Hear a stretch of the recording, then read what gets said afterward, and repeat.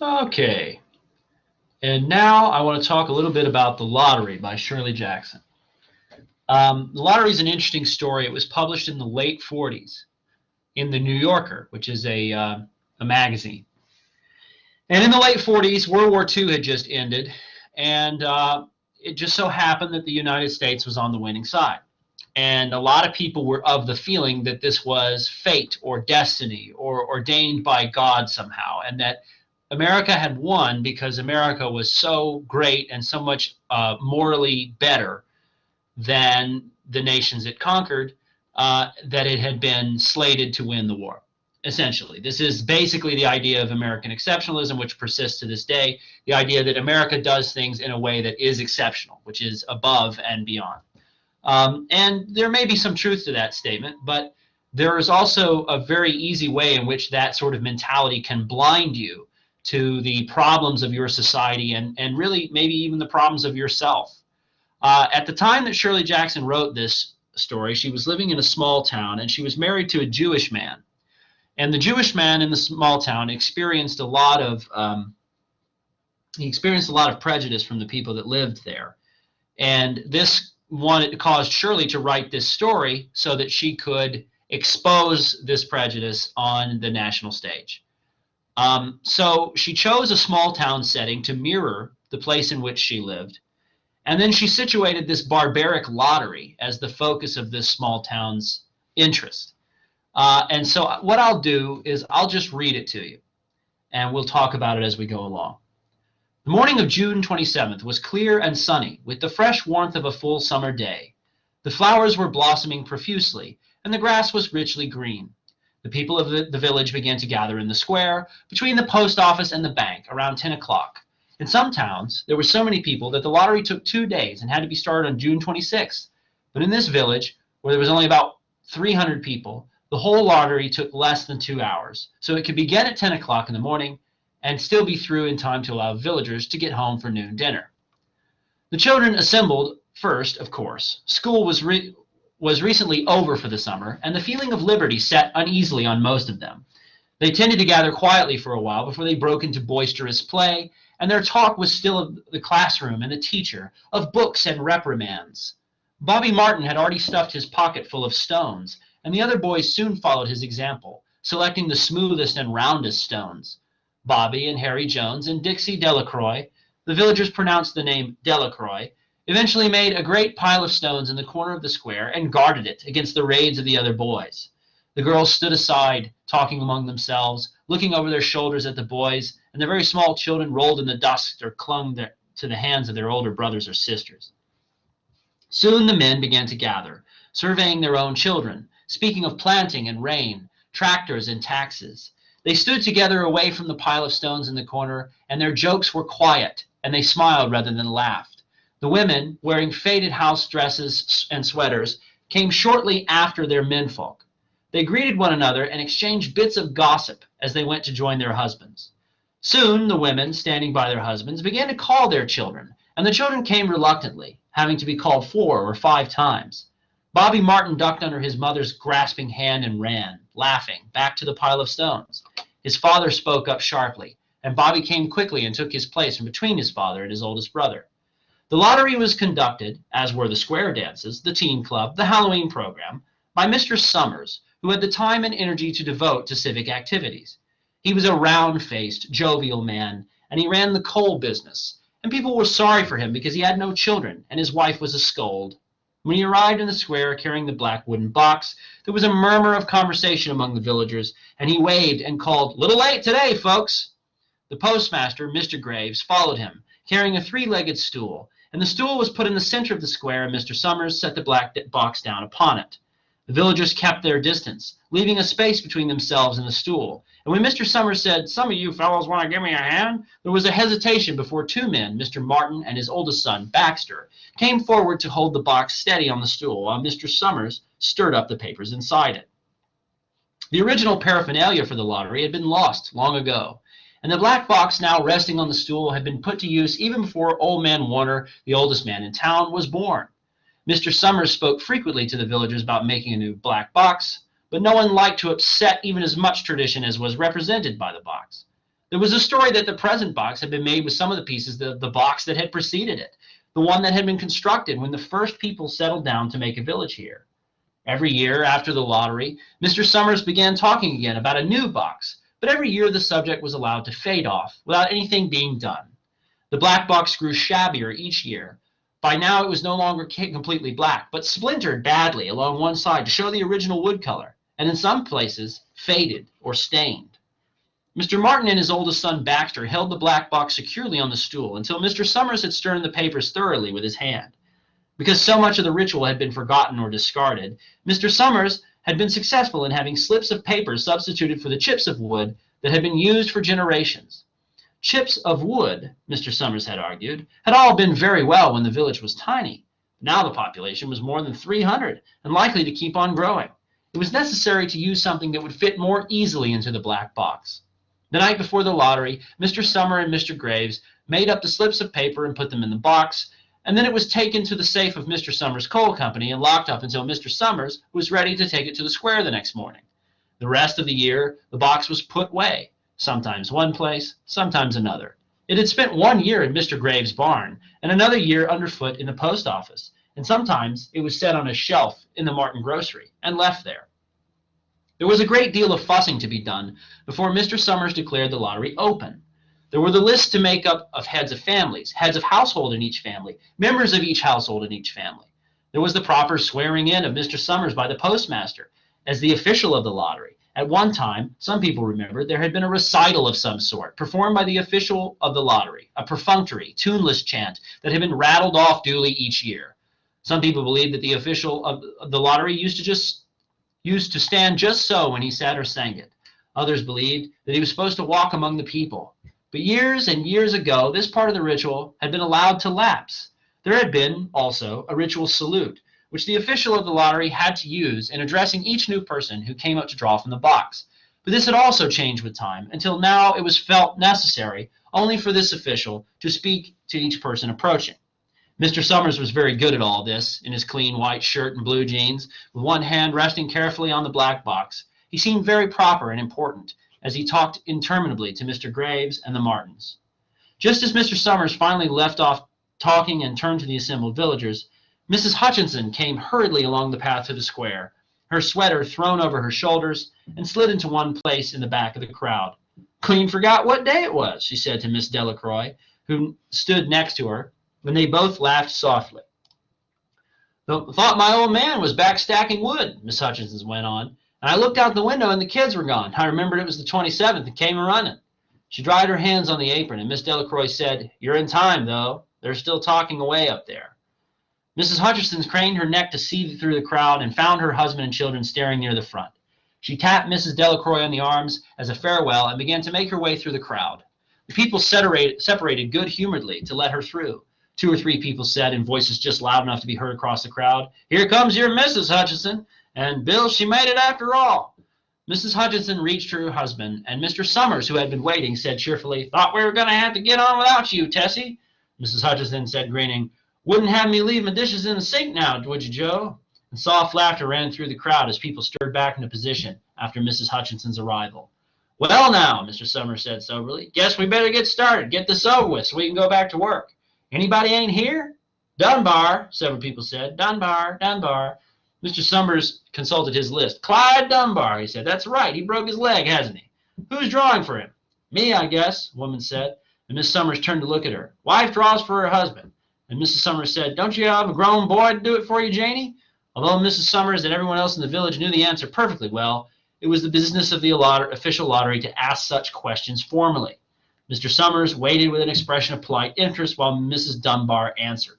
"Horace is not but 16 yet," Mrs. Dunbar said regretfully. "Guess I got to fill in for the old man this year." "Right," Mr. Summers said. He made a note on the list he was holding. Then he asked, "Watson boy drawing this year?" A tall boy in the crowd raised his hands. "Here," he said. "I'm drawing for my mother and me." He blinked his eyes nervously and ducked his head as several voices in the crowd said things like, "Good luck, fellow Jack, and glad to see your mother's got a man to do it." "Well," Mr. Summers said, "guess that's everyone. Old man Warner make it?" "Here," a voice said, and Mr. Summers nodded. A sudden hush fell on the crowd as Mr. Summers cleared his throat and looked at the list. All ready? He called. Now I'll read the names. Heads of family first, and then the men come up and take the paper out of the box. Keep the paper folded in your hand without looking at it until everyone's had a turn. Everything clear? People had done it so many times that they only half listened to the directions. Most of them were quiet, wetting their lips and not looking around. Then Mr. Summers raised his hand high and said, Adams. A man designated himself in the crowd and came forward. Hi, Steve, Mr. Summers said, and Mr. Adams said, Hi, Joe. They grinned at one another humorlessly and nervously. Then Mr. Adams reached into the black box and took out a folded paper. He held it firmly by one corner as he turned away and went hastily back to his place in the crowd, where he stood a little apart from his family, not looking down at his hand. Allen, Mr. Summers said. Anderson. Bentham. Seems like there's no time at all between lotteries anymore, Mrs. Delacroix said to Mrs. Graves in the back row. Seems like we got through with the last one only last week. Time sure goes fast, Mrs. Graves said. Clark. Delacroix. There goes my old man, Mrs. Delacroix said. She held her breath while her husband went forward. Dunbar, Mr. Summers said, and Mrs. Dunbar went steadily to the box. One of the women said, Go on, Janie, and another said, There she goes. We're next, Mrs. Graves said. She watched while Mr. Graves came from around the side of the box, greeted Mr. Summers gravely, and selected a slip of paper from the box. By now, all through the crowd, there were men holding the small folded papers in their large hand, turning them over and over nervously. Mrs. Dunbar and her two sons stood together, Mrs. Dunbar holding the slip of paper. Harbert, Hutchinson. Get up there, Bill, Mrs. Hutchinson said, and the people near laughed. Jones. They do say, Mr. Adams said to old man Warner, who stood next to him, that over in the North Village they're talking of giving up the lottery. Old man Warner snorted. Pack of crazy fools, he said, listening to the young folks. Nothing's good enough for them. Next thing you know, they'll be wanting to go back living in caves. Nobody work anymore. Live that way for a while. Used to be a saying about lottery in June, corn heavy soon. First thing you know, we'd all be eating stewed chickweed and acorns. There's always been a lottery, he added petulantly. Bad enough to see young Joe Summers up there joking with everybody. Some places have already quit lotteries, Miss Adams said. Nothing but trouble in that, old man Wonders said stoutly. Pack of young fools. Martin. And Bobby Martin watched his father go forward. Overdyke. Percy. I wish they'd hurry, Mrs. Dunbar said to her oldest son. I wish they'd hurry. They're almost through, her son said. You get ready to run and tell Dad, Miss Dunbar said. Mr. Summers called his own name and then stepped forward precisely and selected a slip from the box. Then he called Warner. 77th year I've been in the lottery, old man Warner said as he went through the crowd. 77th time. Watson. The tall boy came awkwardly through the crowd. Someone said, Don't be nervous, Jack. And Mr. Summers said, Take your time, son. Zanini. After that, there was a long pause, a breathless pause, until Mr. Summers, holding his slip of paper in the air, said, All right, fellows. For a minute, no one moved, and then all the slips of paper were opened. Suddenly, all the women began to speak at once, saying, Who is it? Who is it? Is it the Dunbars? Is it the Watsons? Then the voices began to say, It's Hutchinson. It's Bill. Bill Hutchinson's got it. Go tell your father, Mrs. Dunbar said to her older son. People began to look around to see the Hutchinsons. Bill Hutchinson was standing quiet, staring down at the paper in his hand. Suddenly, Tessie Hutchinson shouted to Mr. Summers, You didn't give him time to take the paper he wanted. I saw you. It wasn't fair. Be a good sport, Tessie, Mrs. Delacroix called, and Mrs. Graves said, All of us took the same chance. Shut up, Tessie, Bill Hutchinson said. Well, everyone, Mr. Summers said, that was done pretty fast, and now we've got to be hurrying a little more to get it done in time. He consulted his next list. Bill, he said, you draw for the Hutchinson family. You got any other households in the Hutchinsons? There's Dawn and Eva, Mrs. Hutchinson yelled. Make them take their chance. Daughters draw with their husbands' families, Tessie, Mr. Summers said gently. You know that as well as anyone else. It wasn't fair, Tessie said. I guess not, Joe, Bill Hutchinson said regretfully. My daughter draws with her husband's family. That's only fair. I've got no other family except the kids. Then, as far as drawing for families is concerned, it's you, Mr. Summers said in the explanation. And as far as drawing for households is concerned, that's you too, right? Right, Bill Hutchinson said. How many kids, Bill? Mr. Summers asked formally. 3, Bill Hutchinson said. There's Bill Jr. and Nancy and little Davy and Tessie and me. All right, then, Mr. Summers said. Harry, you got their tickets back? Mr. Graves nodded and held the slips of paper. Put them in the box, then, Mr. Summers directed. Take Bill's and put it in. I think we ought to start over, Mr. Hutchinson said, as quietly as she could. I tell you, it wasn't fair. You didn't give him time enough to choose. Everybody saw that. Mr. Graves had selected the 5 slips and put them in the box, and had dropped all the papers but those onto the ground where the breeze caught them and lifted off. Listen, everybody, Mrs. Hutchinson was saying to the people around her. Ready, Bill? Mr. Summers asked, and Bill Hutchinson, with one quick glance around at his wife and children, nodded. Remember, Mr. Summers said, take the slips and keep them folded until each person has taken one. Harry, you help little Dave. Mr. Graves took out the hand of the little boy, who came willingly with him up to the box. Take a paper out of the box, Davy, Mr. Summers said. Davy put his hand into the box and laughed. Take just one paper, Mr. Summers said. Harry, you hold it for him. Mr. Graves took the child's hand and removed the folded paper from it with a tight fist and held it with little Dave stood next to him and looked up at him wonderingly. Nancy next, Mr. Summers said. Nancy was 12, and her school friends breathed heavily as she went forward, switching her skirt, and took a slip daintily from the box. Bill Jr., Mr. Summers said, and Billy, his face red and his feet overlarge, near knocked the box over as he got a paper out. Tessie, Mr. Summers said. She hesitated for a minute, looking around defiantly, and then set her lips and went up to the box. She snatched a paper out and held it behind her. Bill, Mr. Summers said, and Bill Hutchinson reached into the box and felt around, bringing his hand out at last with a slip of paper in it. The crowd was quiet. A girl whispered, I hope it's not Nancy, and the sound of the whisper reached the edges of the crowd. It's not the way it used to be, Old Man Warner said clearly. People ain't the way they used to be. All right, Mr. Summers said. Open the papers, Harry. You open little Dave's. Mr. Graves opened the slip of paper, and there was a general sigh through the crowd as he held it up, and everyone could see that it was blank. Nancy and Bill Jr. opened theirs at the same time, and both beamed and laughed, turning around, holding the slips of paper above their heads. Tessie, Mr. Summers said. There was a pause, and Mr. Summers looked at Bill Hutchinson, and then Bill unfolded his paper and showed it. It was blank. It's Tessie, Mr. Summers said, and his voice was hushed. Show us her paper, Bill. Bill Hutchinson went over to his wife and forced the slip of paper out of her hand. It had a black spot on it. The black spot Mr. Summers had made the night before with a heavy pencil in the coal company office. Bill Hutchinson held it up, and there was a stir in the crowd.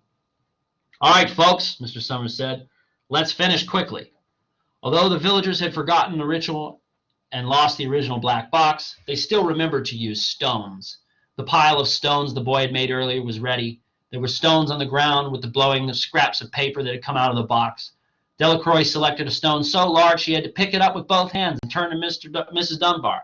Come on, she said. Hurry up. Mr. Dunbar had small stones in both hands, and she said, grasping for breath, I can't run at all. You'll have to go ahead. I'll catch up with you. The children had stones already, and someone gave little Davy Hutchinson a few pebbles. Tessie Hutchinson was in the center of the cleared space by now, and she held her hands out desperately as the village moved in on her. It isn't fair, she said, as a stone hit her on the side of the head. Old Man Warner was saying, come on, everyone. Steve Adams was in the front of the crowd of villagers, and with Mrs. Graves behind him. It isn't fair. It isn't right, Mrs. Hutchinson screamed, and they were upon her.